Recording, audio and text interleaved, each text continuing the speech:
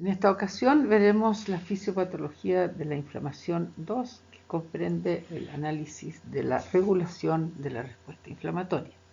Esta clase es para el tercer año de obstetricia 2021. Les habla Inés Pepper, Facultad de Medicina, Universidad de Chile. En esta microfotografía podemos observar un vaso sanguíneo con sus células endoteliales y con las células leucocitarias adosadas a la pared de dicho endotelio, y algunas de ellas ya han logrado salir del vaso para ir a fagocitar el elemento que está provocando la respuesta inflamatoria.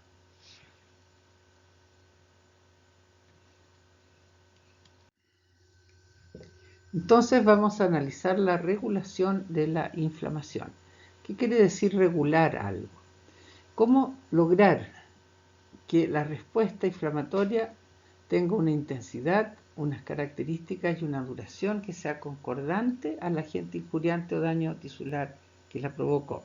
Vale decir que la respuesta no sea ni muy intensa ni muy poco intensa, que tenga las características necesarias para eliminar al agente injuriante, etc. Entonces, en esta clase vamos a ir a analizar cómo se inicia esta respuesta, cómo termina, y en la última clase vamos a ver las alternativas evolutivas que presenta. Entonces, en la respuesta inflamatoria, como hemos visto en la clase anterior, se produce inicialmente liberación de mediadores, especialmente desde mastocitos.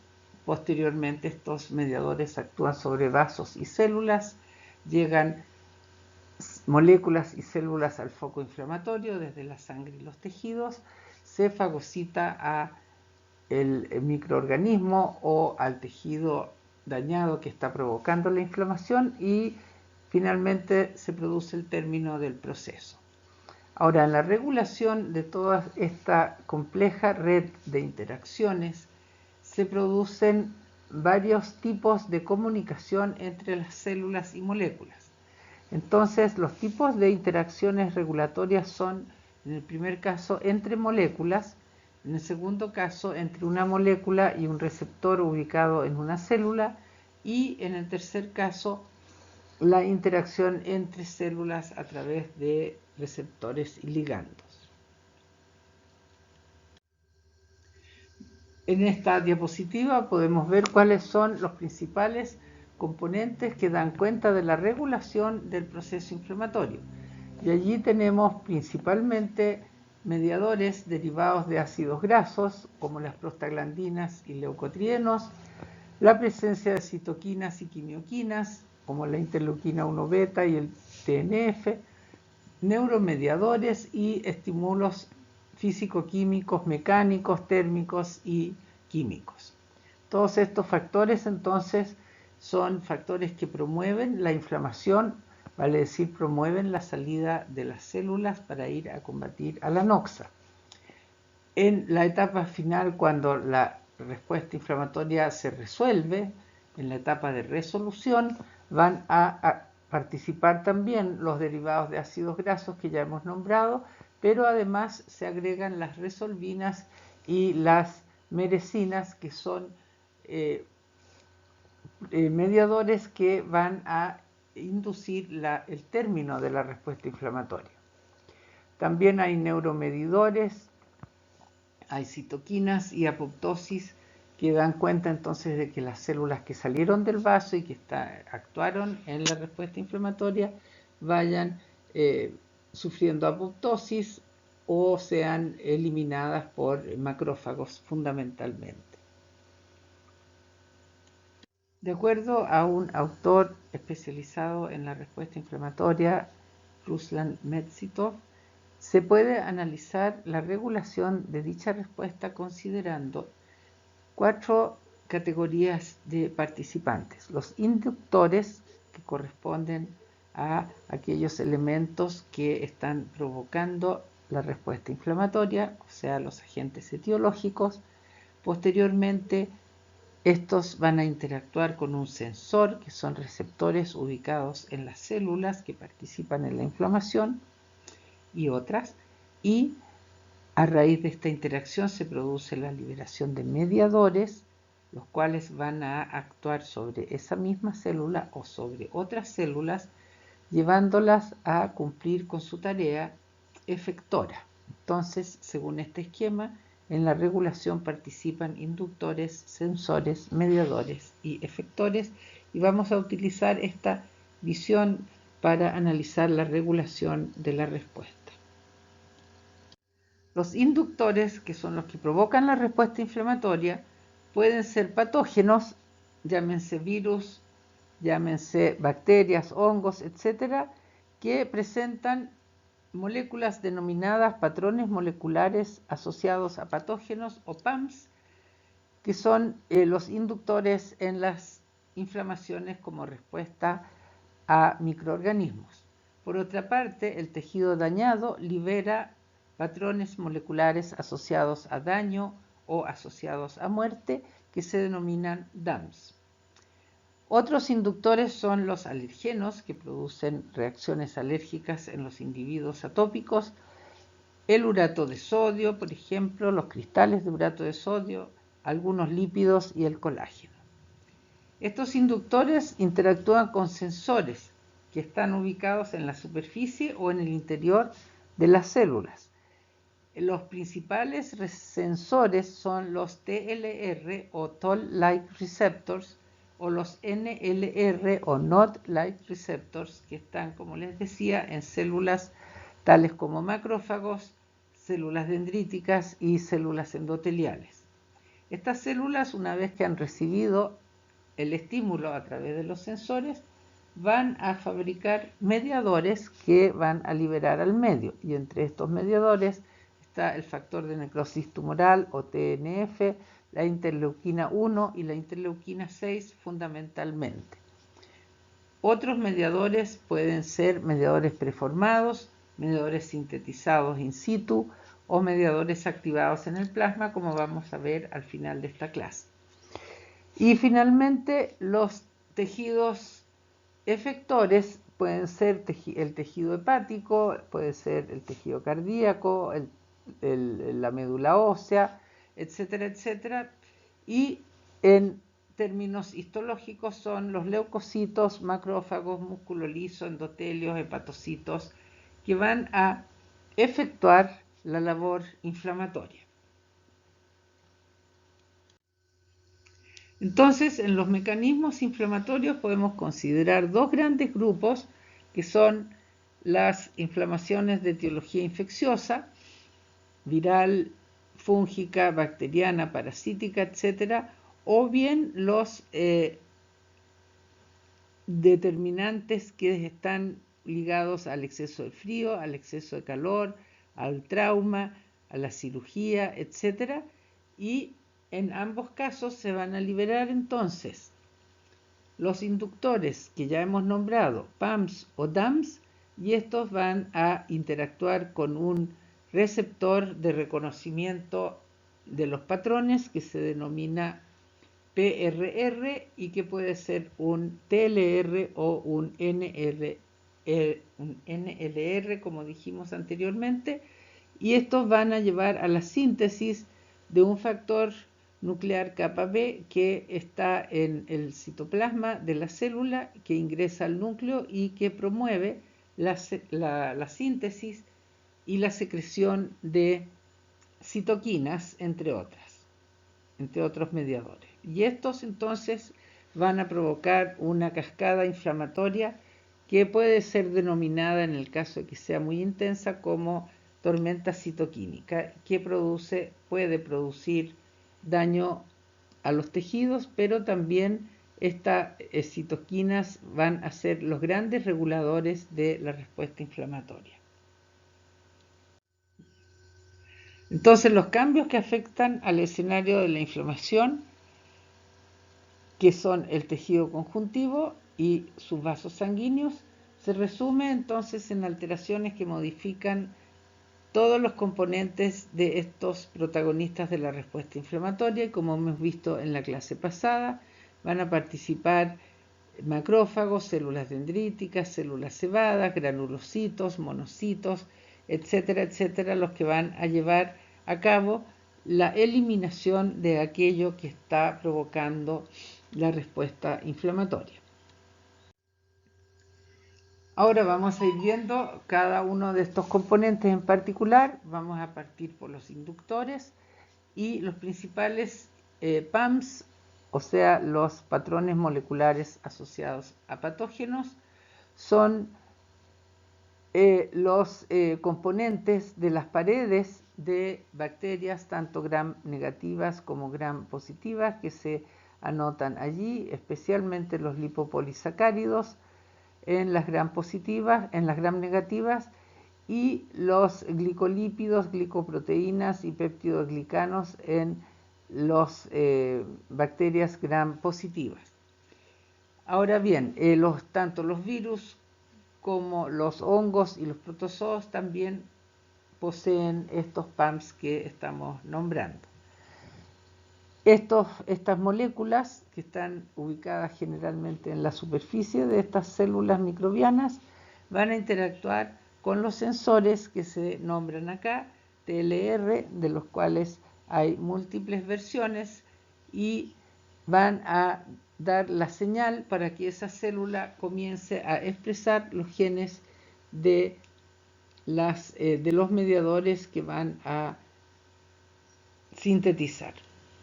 El otro gran grupo de patrones moleculares responsables de interactuar con las células que participan en la inflamación son los denominados DAMs, o patrones moleculares asociados a daño o asociados a muerte. La D viene de damage o de death en inglés, y estas sustancias pueden tener su origen en la matriz extracelular, o bien en el citosol, en el núcleo, en las mitocondrias o en el retículo endoplásmico de las distintas células. Entonces, cuando un tejido se daña, ya sea por hipoxia o por motivos mecánicos o térmicos, etc., puede liberar a estas sustancias, y estas sustancias van a ir a interactuar con los sensores de las células que van a originar finalmente la respuesta inflamatoria. Los sensores, entonces, TLR, NLR y RLR se encuentran en la membrana o el interior de las células inflamatorias. Y aquí vemos en este diapositivo bacterias y virus que liberan PAMs, o tejido afectado por hipoxia, en este caso, que liberan DAMs, y estos son recepcionados por los PRR, que están ubicados en células dendríticas, células NK, macrófagos y neutrófilos. Esta interacción va a originar la respuesta inflamatoria, la liberación de citoquinas y quimioquinas, va también a originar finalmente la respuesta inmune adaptativa y va a activar los mecanismos de reparación. Entonces, aquí en este esquema están presentes tanto los inductores como los sensores como los efectores.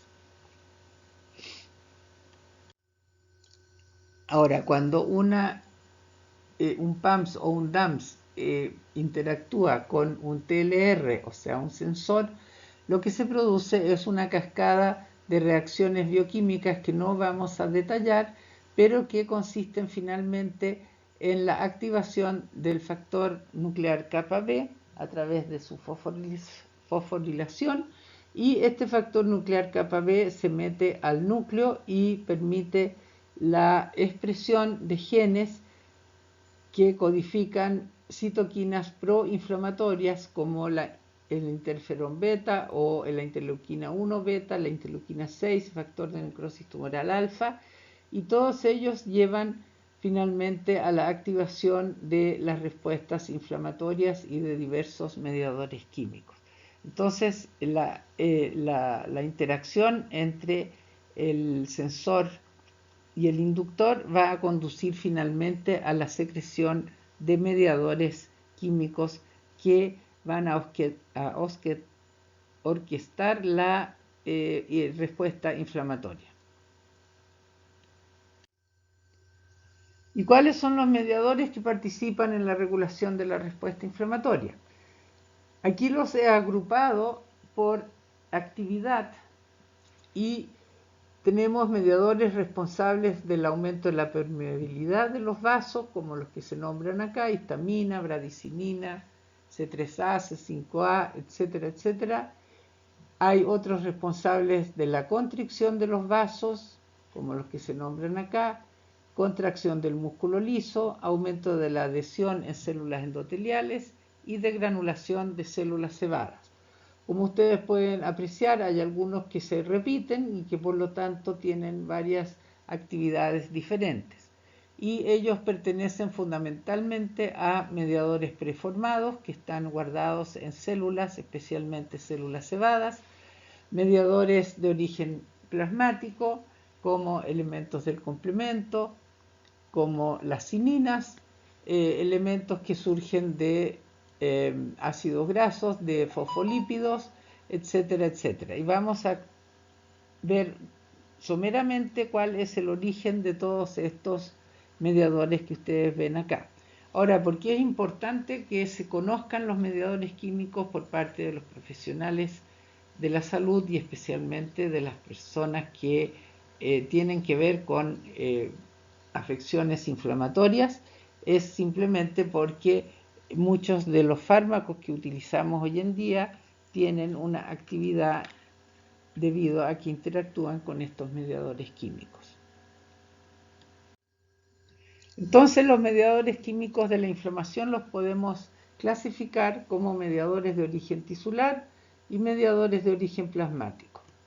A su vez, los mediadores de origen tisular pueden estar preformados, presentes en su forma activa en gránulos de mastocitos y polimorfonucleares neutrófilos, tales como histamina y serotonina, y alternativamente pueden ser sintetizados durante el proceso inflamatorio. Es el caso de prostaglandinas, leucotrienos, factor activador de plaquetas, especies reactivas del oxígeno, neuropéptidos, óxido nítrico y citoquinas, siendo de especial importancia para la inflamación los derivados del ácido araquidónico como prostaglandinas y leucotrienos y las citoquinas. Por otra parte, existen mediadores de origen plasmático que tienen como factor común el activarse en cascada. Ya vamos a ver en qué consiste aquello. Entre los mediadores de origen plasmático tenemos el sistema de la coagulación, el sistema de fibrinolítico, el sistema de las cininas y el sistema del complemento. Todos ellos entonces van a ser responsables de los cambios que se requiere para que la respuesta inflamatoria ocurra. Vamos a verlos uno por uno. Los mediadores preformados se encuentran en los gránulos de las células cebadas. A su vez, las células cebadas, como ustedes pueden ver en esta lámina, están siempre ubicadas en la cercanía de los vasos sanguíneos de la microcirculación. Entonces, todas estas manchas oscuras que se ven aquí cercanas a estos vasos son células cebadas, aquí con mayor aumento, que en sus gránulos guardan en forma activa a los mediadores químicos preformados. Estas células cebadas son muy sensibles a distintos estímulos, ya sea químicos o mecánicos, y en el momento en que reciben una activación por un inductor, secretan y liberan rápidamente mediadores químicos que tienen y además sintetizan otros mediadores químicos. Las células cebadas presentan una multiplicidad de receptores que no vamos a detallar completamente, pero lo que les quiero contar es que hay receptores para el fragmento Fc de la inmunoglobulina E, que tiene relación con las alergias, que ustedes conocieron o van a conocer en su curso de inmunología. Tienen receptores tipo TOL, tienen receptores para ATP, receptores para adenosina, etcétera, etcétera. y cuando estos distintos receptores son estimulados, las células liberan histamina y la histamina tiene una acción muy importante sobre la musculatura lisa y sobre las células secretoras de mucus, y también tienen una acción muy potente como proinflamatorios, ya que producen vasodilatación y aumento de la permeabilidad vascular. Las células cebadas entonces son muy importantes en el inicio de la inflamación. ¿Por qué? Porque liberan, como se muestra en este diapositivo, en la zona central, liberan mediadores que están preformados, liberan mediadores que son sintetizados durante el proceso inflamatorio y liberan una cantidad enorme de citoquinas que van a ser los principales reguladores de la respuesta inflamatoria. En este diapositivo ustedes pueden ver cuáles son todas las acciones que dependen de los mediadores liberados por estas células. Bien, en segundo lugar, veamos los mediadores de origen tisular que son sintetizados y liberados durante el proceso inflamatorio. Entre ellos, los más importantes son los que derivan de fosfolípidos de membrana, que genera ácido araquidónico. El ácido araquidónico es sustrato o puede ser sustrato ya sea de la lipooxigenasa o de la ciclooxigenasa. Si la lipooxigenasa es la que actúa sobre este sustrato, entonces vamos a obtener leucotrienos, y los leucotrienos son responsables de vasoconstricción, broncoespasmo, aumento de permeabilidad, y hay otro elemento que produce quimiotaxis. Ahora, si es sustrato de la 1,2 lipooxigenasa, se van a generar los elementos responsables de la resolución también de la respuesta inflamatoria. Producen vasodilatación, inhiben la quimiotaxis para neutrófilos y estimulan la adhesión de los monocitos. Por otra parte, si el ácido araquidónico es sustrato de la ciclooxigenasa, entonces vamos a obtener prostaglandinas, y las prostaglandinas son muy importantes en la regulación de la respuesta inflamatoria, puesto que producen efectos antagónicos dependiendo de la estructura que tengan. Hay algunos, como las prostaciclinas, que producen vasodilatación e inhiben la agregación plaquetaria.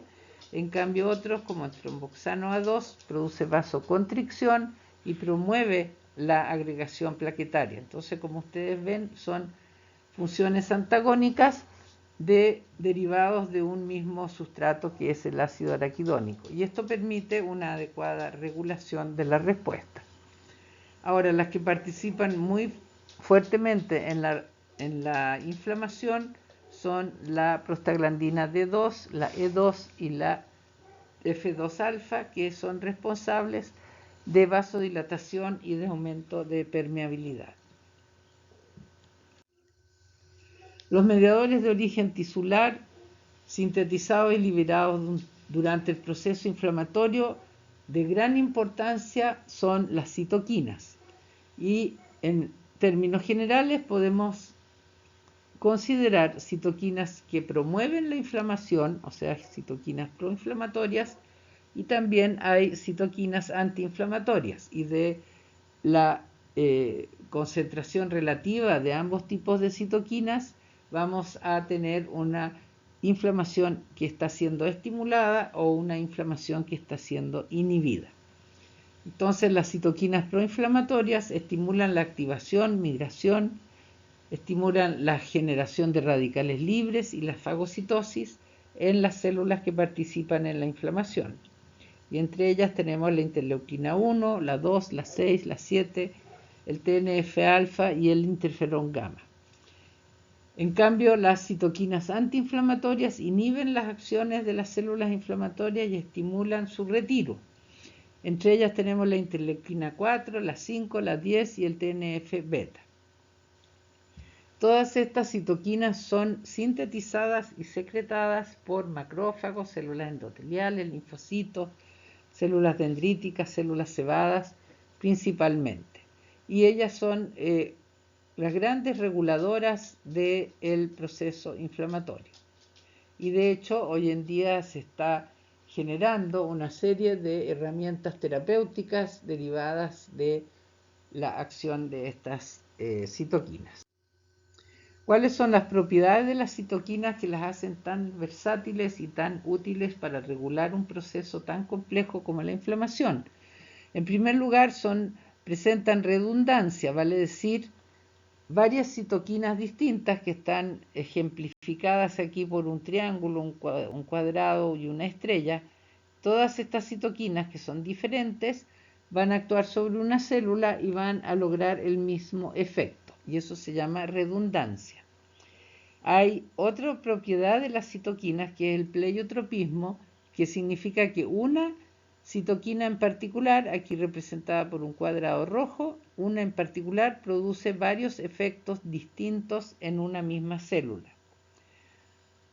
Otra propiedad es la sinergia, que consiste en que una citoquina se combina con otra para aumentar el efecto.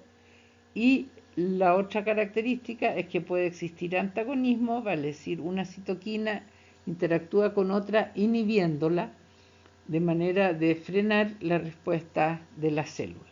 Entonces, todas estas propiedades de las citoquinas les permiten ser muy eficientes en la regulación de la respuesta inflamatoria. Y aquí vemos en este simpático dibujo cómo todas las células que participan se conversan entre sí a través de la liberación de diversas citoquinas. Veamos ahora los mediadores de origen plasmático. Entre ellos tenemos el sistema de la coagulación, el sistema fibrinolítico, el sistema de las cininas y el sistema del complemento, como hemos visto anteriormente. Estos sistemas se caracterizan por presentar numerosas moléculas que interactúan entre sí a través de una reacción en cascada. ¿En qué consiste esto? Consiste en que una primera molécula, que aquí está representada por un círculo de color morado, debido a la acción del agente injuriante, esta molécula se rompe y libera un fragmento, y al liberar ese fragmento deja expuesto un sitio activo, enzimáticamente activo, que interactúa con una segunda molécula, produciendo también su rompimiento y la exposición de un sitio activo que actúa sobre una tercera molécula, y así sucesivamente. Entonces, todos los sistemas de mediadores de origen plasmático presentan esta característica. Y aquí los vemos en acción. Ustedes tienen que el factor 12 de Hagemann es el factor que inicia todas las cascadas de los mediadores de origen plasmático. Y si ustedes siguen la flecha, pueden ver que el factor 12 de Hagemann, que es un factor de la cascada de la coagulación, al interactuar con el colágeno, con la membrana basal o con plaquetas activadas, se va a convertir en factor 12 activado.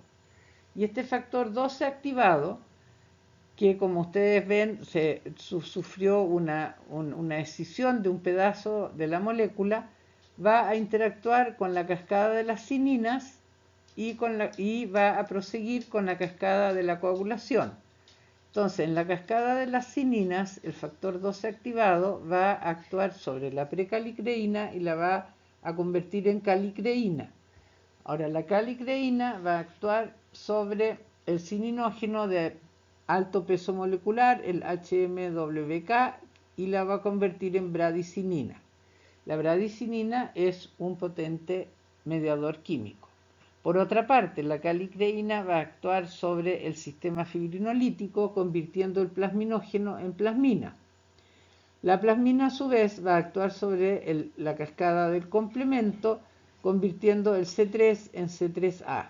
Y como vimos anteriormente, el C3A va a ser una potente anafilotoxina que va a interactuar con las células cebadas, induciendo la liberación de histamina. Por otra parte, en la cascada de la coagulación se va a producir el 12 activado, va a actuar sobre el factor 11 lo va a activar, este va a actuar sobre el factor 10 y vamos a tener el factor 10 activado que va a actuar sobre la protrombina para convertirla en trombina. Y esta trombina puede actuar sobre receptores activados por proteasas, conduciendo también a inflamación aguda. Por otra parte, la trombina, por acción del factor 2 activado, va a actuar sobre el fibrinógeno, originando fibrinopéptidos y fibrina. Y al actuar la plasmina sobre la fibrina, va a originar productos de degradación de la fibrina, que son mediadores químicos, y fibrinopéptidos, que también tienen una acción de mediador químico. Entonces, como ustedes pueden ver, en esta red enmarañada de interacciones moleculares se producen varios efectos sobre las células que van a originar la respuesta inflamatoria. En resumen, entonces, aquí tenemos los principales mediadores químicos de la inflamación, su origen, su acción en cuanto a el aumento de permeabilidad y su acción sobre otros elementos y sobre la quimiotaxis. En esta tabla, entonces, se resume los principales mediadores químicos que participan en la inflamación. ¿Cuáles son los principales efectores en este esquema que hemos seguido de inductor, sensor, mediador y efector? Uno de los principales efectores es el polimorfo nuclear neutrófilo, que expresa moléculas de adhesión celular que le permiten salir del vaso, migra unidireccionalmente por efecto de la quimiotaxis, reconoce lo que debe fagocitar, fagocita y mata a los microorganismos. Por otra parte, un segundo efector importante es el macrófago, que se diferencia a partir de monocitos, reconoce inductores y secreta mediadores, fagocita y mata o bien forma parte de granulomas, como vamos a ver en la próxima clase, y presenta antígenos al sistema inmune adaptativo. Entonces, el macrófago es una célula fundamental que une a la respuesta inflamatoria, que forma parte de la inmunidad innata, con la respuesta adaptativa. Y finalmente están las células endoteliales, que al sufrir cambios en su forma permiten la salida de plasma y células al intersticio, expresa moléculas de adhesión celular, regula secretando citoquinas y migra para construir nuevos vasos sanguíneos durante el proceso de reparación del tejido dañado. Ahora, ¿cómo se resuelve la inflamación? La inflamación se resuelve en la medida que las células eliminan al agente injuriante que las está provocando. Pero también hay una serie de elementos que activamente terminan con la respuesta inflamatoria. Y estos elementos se denominan lipoxinas, que son derivadas del ácido araquidónico, y estas lipoxinas van a terminar el reclutamiento de polimorfonucleares neutrófilos y comienza un programa de apoptosis de las células que participan en la respuesta inflamatoria. Entonces se sintetizan otras sustancias que se denominan resolvinas y protectinas a partir de estos ácidos grasos, ácido araquidónico, las que acortan la permanencia de la infiltración por polimorfonucleares neutrófilos. Por otra parte, los macrófagos eliminan a los restos celulares, se comen a los polimorfonucleares que están muertos y liberan citoquinas antiinflamatorias, tales como el factor de crecimiento transformante 1. Finalmente, transformante alfa. Finalmente, los macrófagos eliminan restos celulares y liberan citoquinas, entonces, como vimos, antiinflamatorias. Y cuando ya han dejado limpio todo este campo de batalla en el cual hubo interacción entre los fagocitos y los microorganismos o el tejido dañado, entonces los macrófagos, concluida su tarea, se retiran del área a través de los vasos linfáticos.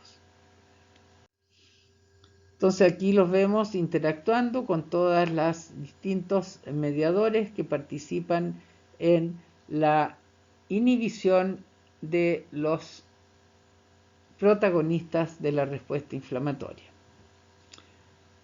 Aquí vemos como flecha negra los factores, la liberación de estas citoquinas, y en flecha roja el efecto antagónico que ejercen sobre las distintas células que se muestran.